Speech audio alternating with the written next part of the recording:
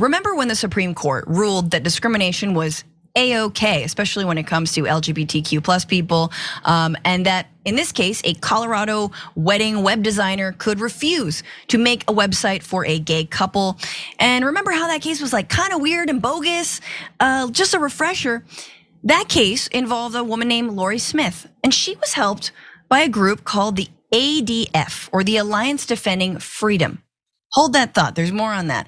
But remember how in that case, the man who she claimed asked for her services, a guy named Stewart, had no idea that he was even involved in this case.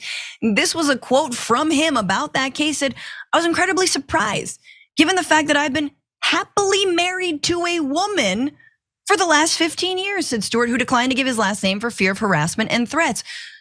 In other words, the entire case that the Supreme Court ruled on, effectively allowing people to discriminate against gay folks in this country, was based on a lie. So what other lies have been told in the name of bigotry? There is more, because according to a new Washington Post report, the Alliance Defending Freedom has a multi-decade history of fabricating cases out of whole cloth. So let's look at this. Among the wedding vendors that were represented by the Christian nonprofit Alliance Defending Freedom were a photographer from Kentucky, videographers from Minnesota, and a pair of Arizona artists who created stationery. Each challenged local laws barring businesses from discriminating based on sexuality, which the plaintiffs said violated their First Amendment rights. But were they vendors? But an examination by the Washington Post of court filings, the company records and other materials found that 2 of the 3 vendors cited in the ADF September 2021 petition had stopped working on weddings, and the other did not photograph any weddings for 2 years. 3 additional vendors represented by ADF in similar lawsuits elsewhere also abandoned or sharply cut back their work on weddings after they sued local authorities for the right to reject same-sex couples. Also, they established themselves only to disintegrate after they brought forward the case.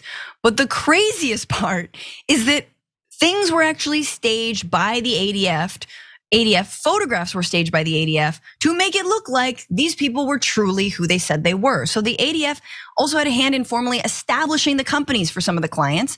The Post found lawyers associated with the legal group signed incorporation paperwork and helped draft company policies that were later used as a basis for the wedding lawsuits.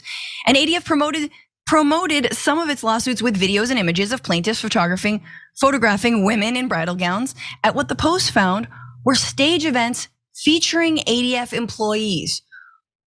Oh my word. So here's a photo of a plaintiff that the ADF groomed, for lack of a better word, from Wisconsin. And this is a publicity photo with, who's that in the background? Oh, it looks like a bride.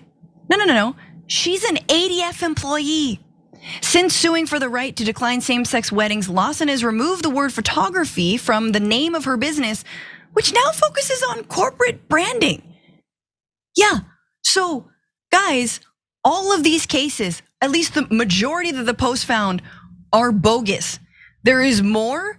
I wanna jump down actually before I get to you, Yaz, to this Kentucky woman who was supposedly working out of Louisville, hadn't even established a photography business. The ADF helped her sign the LLC to establish a business.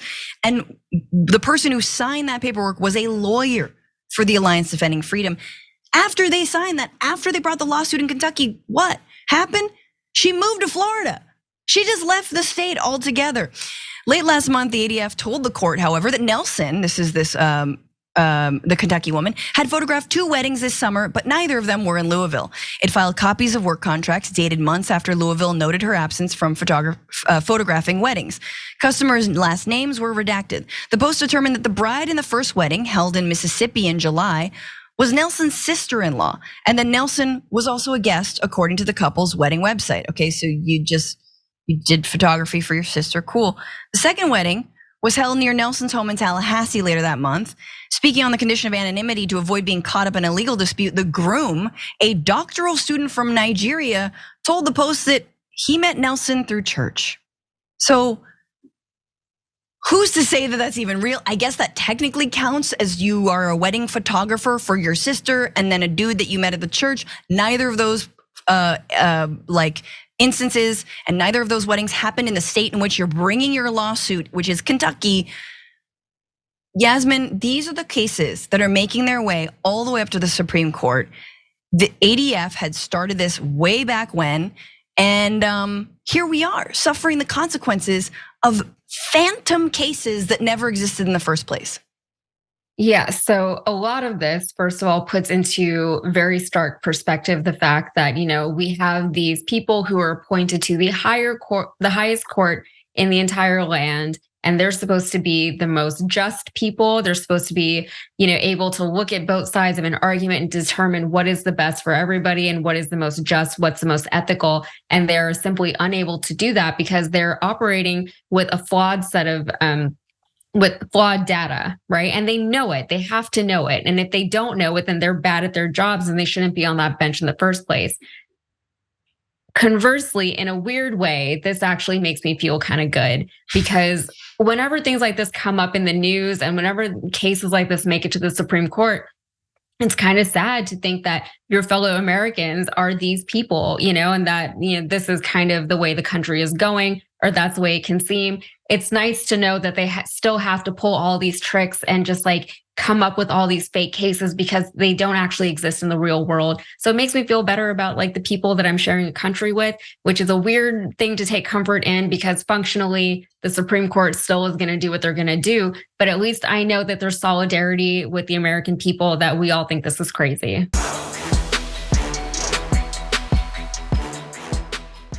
Check out the Damage Report podcast each day, wherever you get your podcasts, whether Pocket Casts or Stitcher or iTunes.